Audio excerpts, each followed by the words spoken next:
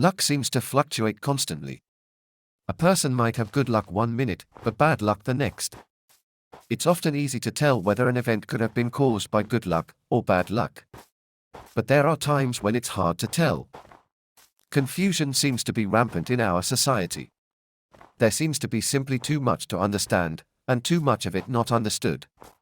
But at times, confusion just so happens to be absent. Everything that needs to be understood is understood, and there's not much else to cause confusion. Interestingly enough, our society seems to be built on its own suffering. Think about it. From advertising to beach vacations, someone suffers to make it all possible. It would be easy to wonder if there is a way to live in a society without suffering.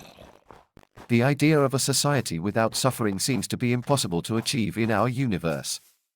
One might say that death and taxes are the two constants in our world, but in reality, it's death and suffering. Two constants of our universe. An amazing and strange universe.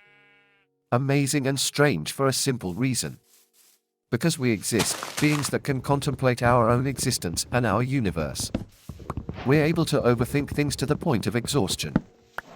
With this ability to think beyond the ability of other species, we've created an imperfect society that in some places seems to be on the verge of collapse, but in others, seems like it will stay intact for centuries to come. Feel free to skip to the 4 minutes 30 seconds mark for more exquisite ponderings.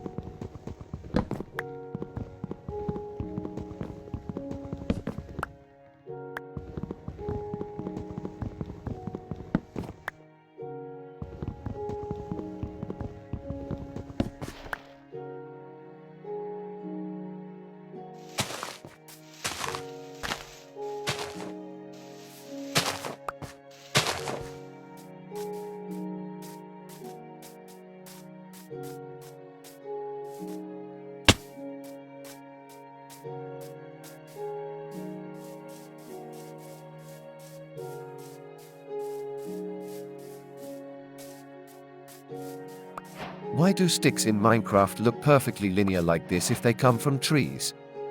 If that's the case, then they should probably look more like tree branches. Feel free to skip to the 4 minutes 30 seconds mark for more exquisite ponderings.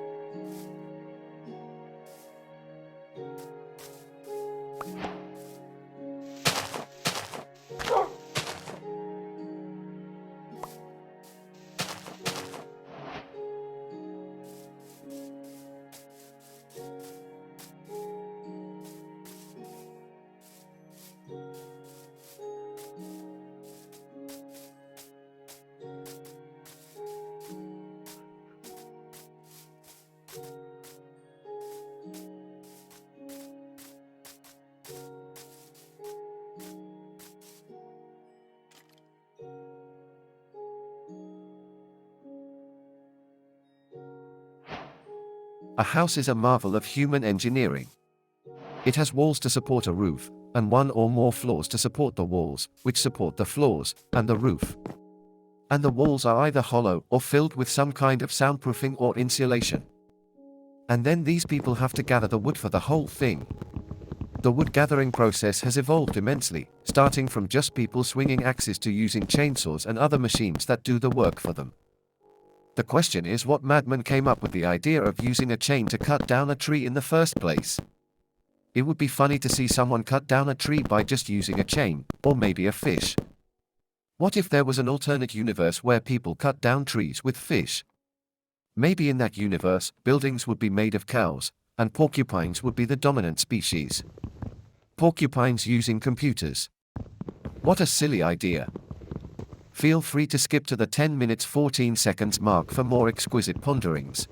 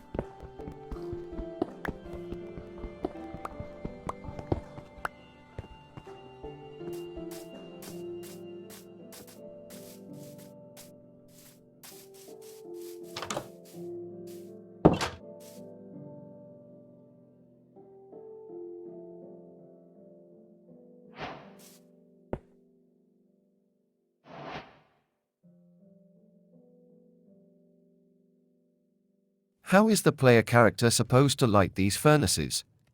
It could be using sticks and stones, but sticks are clearly not part of the furnace. Maybe a rock gets whacked against whatever's fueling the thing. I have no idea. I shouldn't be pondering Minecraft logic.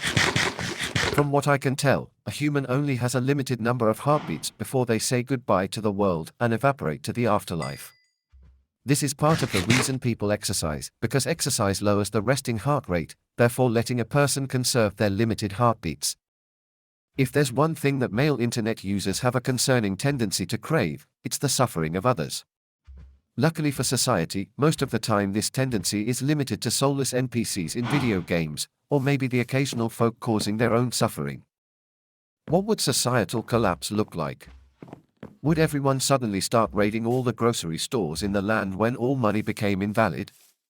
Would it suddenly become a free-for-all for survival, where primal instincts became dominant over moral values? Or would everyone stay completely sane? Let us once again ponder the possibility of a world with highly intelligent porcupines. What if, when Christopher Columbus discovered the Bahamas, he did not find human beings there, but instead a highly intelligent prickle of porcupines that would be able to resist the conquest of the Europeans? Maybe the porcupines would be able to hijack Columbus' ship and figure out how to sail all the way from their homelands to Europe, surprising the human citizens of the continent and conquering the entirety of Europe, and then proceeding to conquer the entirety of Asia. And then, once Europe and Asia were conquered, the porcupines would conquer Africa, and then the porcupine society would develop technological advancements relatively similar to those of our society, such as the internet and nuclear power plants.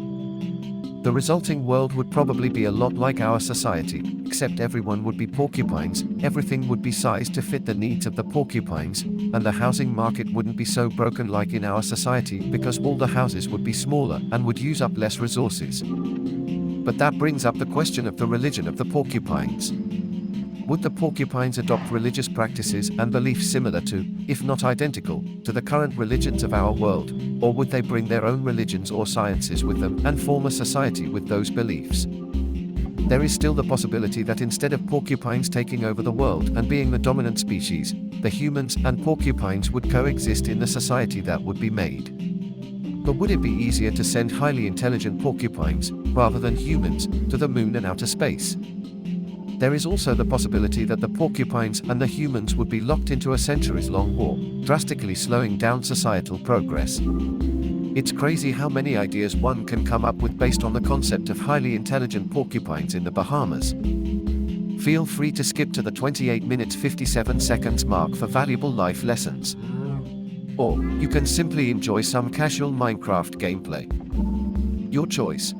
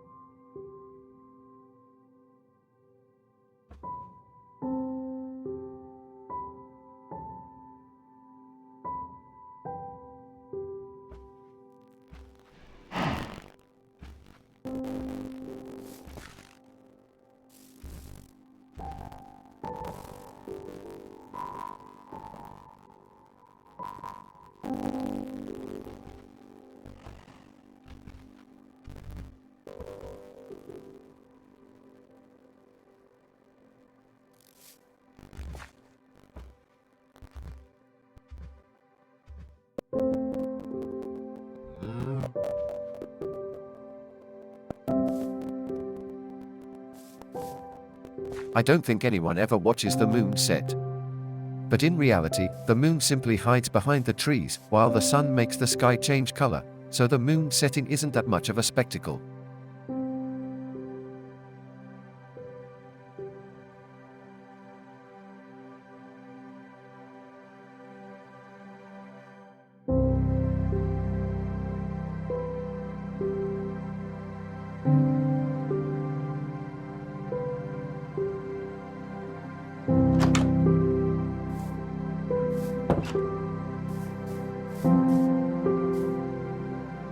I highly doubt that zombies will ever be real.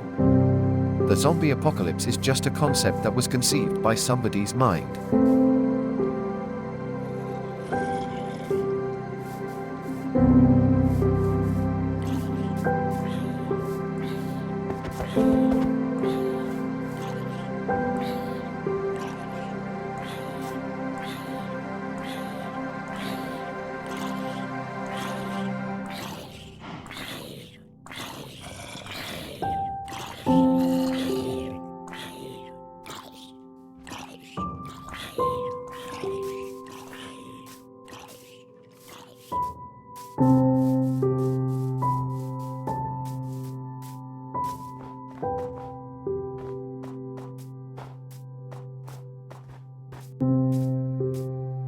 Snow is fun, but plenty of people don't get enough of it. Global warming has caused some places that would once have snow multiple times a year to have no snow at all. It's a sad reality when you realize that there are kids who don't get to experience the magic of snow when their parents have.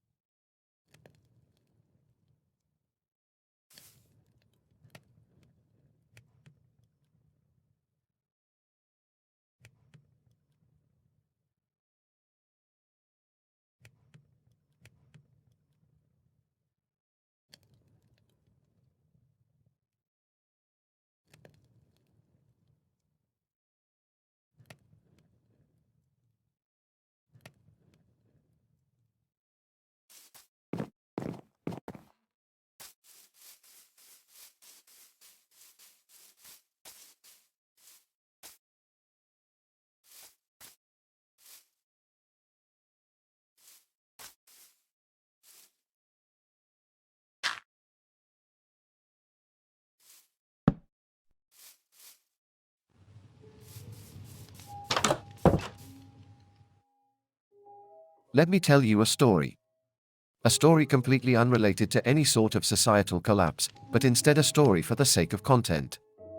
A story of two bitter enemies, one sedentary and content with their life, and the other undergoing a severe identity crisis. Once upon a time, there lived a potato and a tomato, next-door neighbors but bitter enemies. The potato liked to spend his time lounging on the couch, watching TV until the day was over, and then sleeping on that same couch. However, the tomato didn't know whether he was a fruit or a vegetable.